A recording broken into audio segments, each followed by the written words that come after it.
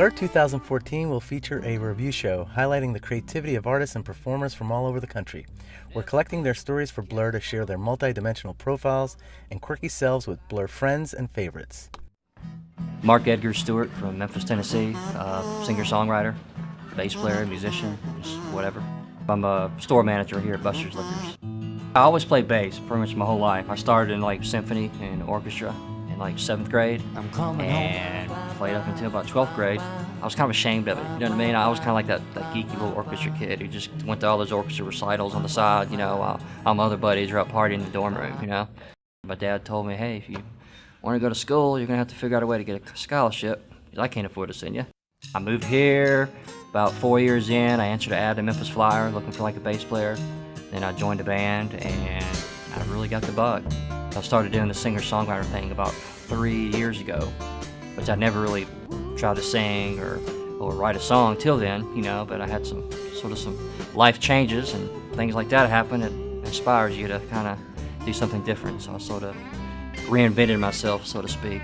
I hate that word, it sounds kind of cheesy, but I was ready for something new, so I did it. Here I am. It was funny, it was like, oh, bass player, I want to be a sensitive songwriter now, talk about his feelings, that's funny.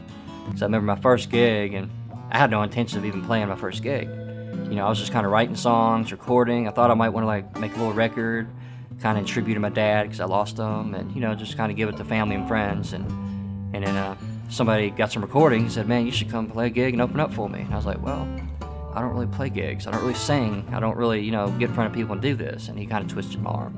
And that was my first gig. And I was probably the most nervous I've ever been. Now I could probably easily make a living just playing music right now, because I play enough of it. I pretty much play full time. But I'd be kind of silly to let this go. I get up at 7:30 in the morning, I work a job, I leave here, I go play gigs, Whereas some musicians are notorious for sleeping in at 2 in the afternoon. My goal is not to be a star or go get in front of a camera and do this, this is kind of weird. It would be, have a song, get it picked up by a movie or get it sung by somebody else and, and actually get a little mailbox money, and then I'd have to do this anymore. And I know guys who do that. Even when I don't have to be here, I'll still get up at 8 or 7, because that's my little creative time. So morning definitely is my creative time. And it's got to be when no one's there, too. If my wife's there, I can't be creative. It seems like around the Memphis music community, especially here in Midtown, no one's trying to make it. It's completely different. You go to Nashville and these other places, it's like this whole game. And puke, man. I'd hate to have to be a part of all that. Here people just want to make music.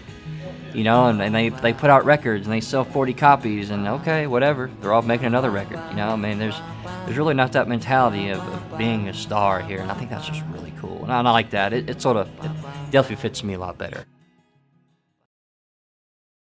The Blur Review Show is coming November 2014. Artists and technologists alike will be sharing stories like this in prep for the performances.